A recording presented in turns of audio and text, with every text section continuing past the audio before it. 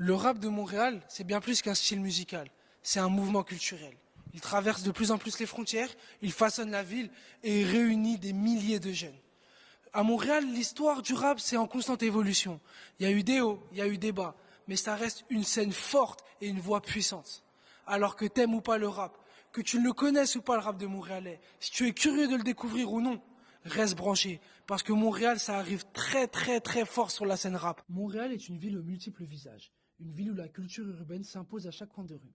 Depuis les années 90, le rap fait rapidement partie intégrante de l'identité de la métropole. Mais alors que la scène montréalaise n'a jamais été aussi exposée, quel avenir pouvons-nous lui imaginer? La scène rap locale se développe d'elle-même via des initiatives indépendantes.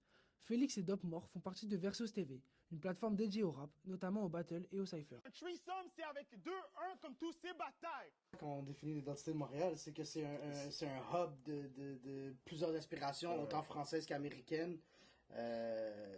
C'est franglais. Le français, l'anglais, le créole, l'arabe, toutes ces langues servent à construire l'identité du rap montréalais.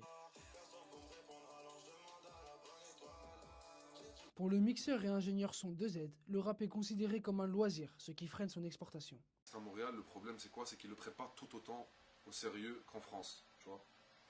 Le rap en France, c'est beaucoup plus pris au sérieux, il y a beaucoup plus d'audience, tandis qu'à Montréal, les gens ils disent « Ah, on est bloqué dans une petite ville, on est bloqué avec le jugement », et le problème avec Montréal, c'est qu'il y a énormément de jugement. Mais pour 11, qui possède le média 11MTL et qui le gère de manière indépendante, les problèmes d'exportation s'expliquent d'une autre manière.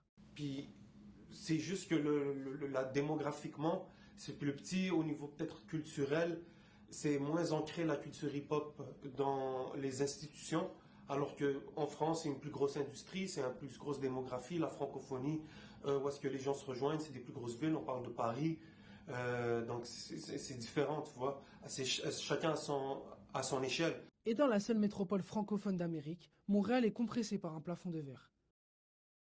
C'est là, c'est juste en développement, c'est plus petit, c'est un autre marché, et il faut le comprendre. Si tu as des aspirations qui sont plus grandes, il faut aller dans des marchés plus grands, essayer de rejoindre un large public. Et si Montréal peine à s'exporter vers un plus large public, alors il l'importe. Chaque année, le Festival des Francopholies attire des milliers de visiteurs, jusqu'à devenir un incontournable de la scène urbaine américaine.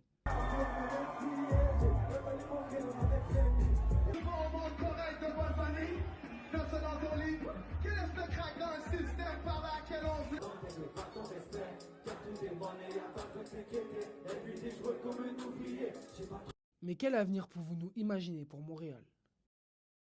Le futur de Montréal, ça va, surtout avec l'Internet et tout ça, je pense que ça va rester d'être au forefront de ces affaires-là, puis d'être des précurseurs dans le son urbain. Moi, ce que je demande à voir dans le futur pour Montréal, c'est à quel point ils vont exporter leur musique.